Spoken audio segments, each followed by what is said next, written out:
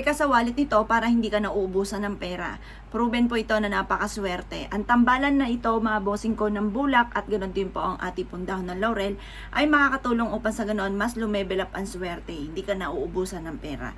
Kayo po mga bossing ko, kung mailap sa inyo ang swerte lalo na sa pera, lagi kang walang pera, gawin nyo po ito at kayo mismo ay maa-amaze dahil imbis na ikaw po ay nauubusan, nadadagdagan pa po yan. Diba parang, o isipin mo, parang imposible naman yon kasi nagastos tayo.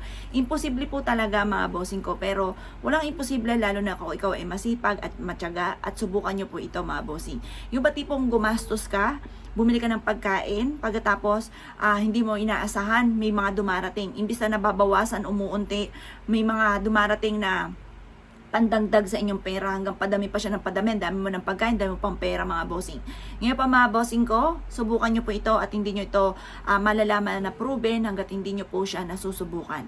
September 18 ay full moon. Alas 7 ng gabi, gawin nyo po ito. Kumuha ka ng bulak at ganoon din ang dahon ng laurel. Sa dahon ng laurel, isusulat nyo yung amount na matagal mo nang pinapangarap, pinapantay siya mga bossing. Isulat nyo po yan. Or pwede rin naman na ibulong ninyo sa dahon ng laurel ang gusto po ninyo. Sabi nyo, gusto ko na magkaroon ng 1 milyon. Ngayong buwan na ito ay magkakaroon ako ng 1 milyon. Walang masamang mangarap mga bossing. Maraming pera ang darating sa akin. Pagkatapos po niyan mga bossing ko, isasama nyo yung bulak. Bakit natin kailangan ng bulak? Ang bulak ay may kakayahan para pagaanin yung daloy ng swerte. Ang bulak ay may kakayahan upang sa ganoon, imbis na naubusan ka ng pera, maraming pera ang darating sa inyo. Parang gumagaan yung daloy ng kaperahan mga bossing, lalo na sa pera.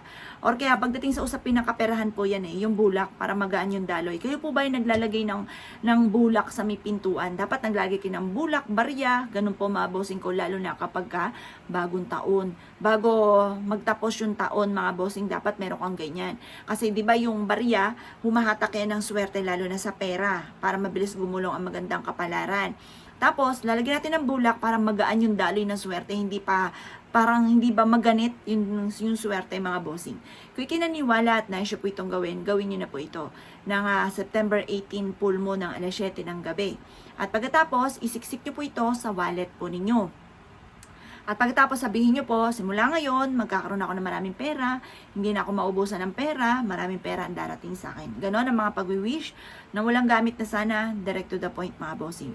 Pagtapos ka na mag-wish mga bossing ko, iyan po ibilad nyo lamang sa sinag ng araw or ng buwan. Ng buwan muna, September 18, tapos i-overnight natin siya, September 18 ng full moon, pagtapos alas 8 ng umaga kinabukasan sa kanyo siya kukunin.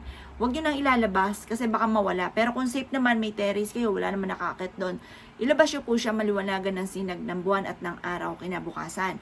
Ngayon, kung halimbawa hindi safe, ay di hawiin nyo na lang yung kurtina, hayaan nyo siyang makapasok yung liwanag ng sinag ng buwan mga bossing ko.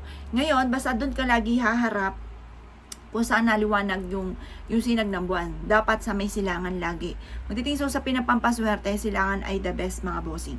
Kung kayo naniwala at naisyo po itong gawin, subukan nyo na po ito. Huwag ka na magpatumpik-tumpik pa. Kayo mismo ay maa-amaze sa dami ng mga blessing na darating po sa inyo. At kung ikay gagawa, good luck po sa inyo po lahat.